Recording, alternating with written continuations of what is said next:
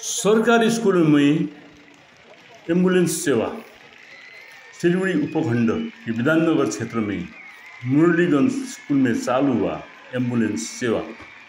School की 25वीं वर्षगांठ के अवसर पर एम्बुलेंस पाकर छात्रों के साथ साथ स्कूल प्रशासन भी खुश है। प्रारंभ में एम्बुलेंस विधाननगर कल्याण के पास थी। इस स्कूल की प्रतिष्ठा पूरे राज्य में फैल गई, इसलिए इस एम्बुलेंस को विधाननगर कल्याण सोसाइटी के संस्थापक बापन दास ने मुरलीगंज स्कूल को सौंप दिया था। बापन बाबू ने कहा कि हमारी 2 एम्बुलेंस एक स्कूल को दी गई। प्रधानाध्यापक शमसुल आलम ने एम्बुलेंस मिलने पर आभार व्यक्त किया। उन्होंने कहा कि यह सेवा छात्रों के साथ साथ गांव के लोगों के लिए भी जारी रहेगी। शुक्रवार को समारोह में फांसी देवा वीडियो विप्लव विश्वास अधीक्षक और स्कूल प्रबंधन समिति समेत अन्य उपस्थित थे।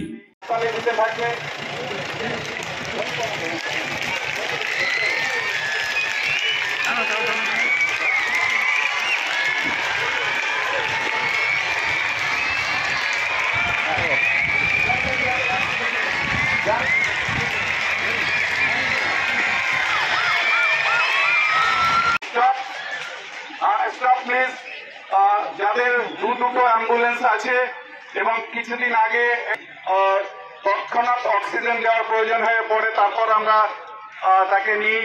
এতদিন আমরা এখানে পাশে একটা হয়ে যাওয়াতে আমরা মাঝে হসপিটালে নিই। আমি অনেক কথা বলবো, তার আগে জোরে হাততালি হওয়া উচিত বাপন দাস এবং তার যারা সহকর্মী আছে তাদের ওয়েলফেয়ার, বিধাননগর সোশ্যাল ওয়েলফেয়ার যদি হাতটা না বাড়াতো আমাদের এই স্বপ্নের প্রজেক্ট সত্যি সফল হতো না, মুখ দেখতো না। আমরা রিয়েলি খুশি। আমি চাইবো এখানে সরকারি আধিকারিক আছেন, পশ্চিমবঙ্গের সমস্ত সরকারি স্কুল যাতে এই সুবিধা পায়, এই বার্তা মাননীয় চিফ মিনিস্টারের কাছে যাতে পৌঁছে যায়।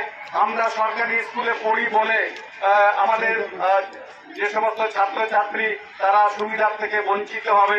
সকল ইংলিশ মিডিয়ামে তারা এই ধরনের এয়ার কন্ডিশন রুম তারা ব্যবহার করে। আমাদেরও পরবর্তী প্রজেক্ট থাকবে, আমরাও আস্তে আস্তে রুমগুলোকে এয়ার কন্ডিশন করব। আমরা বেসরকারি বিদ্যালয়ে যে সমস্ত সুবিধা দেয় তার থেকেও বেশি সুবিধা দেওয়ার চেষ্টা করব। আমি স্কুলের হেডমাস্টার মশাইকে আমি অসংখ্য ধন্যবাদ দেব। অ্যাকচুয়ালি এই অ্যাম্বুলেন্সটা আমাদের বিধাননগর ওয়েলফেয়ার সোসাইটির ছিল।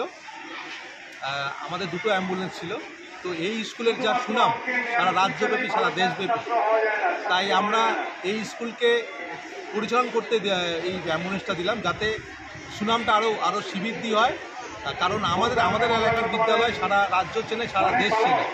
তাই আজকে আমরা এই যে অ্যাম্বুলেন্সটি, যেটা আমরা সাংসদ যশবন্ত সিংয়ের কাছে পেয়েছিলাম 2014 সালে, সেটা আজকে আমরা মুরালীগঞ্জ স্কুলে দিলাম পরিচালনার জন্য।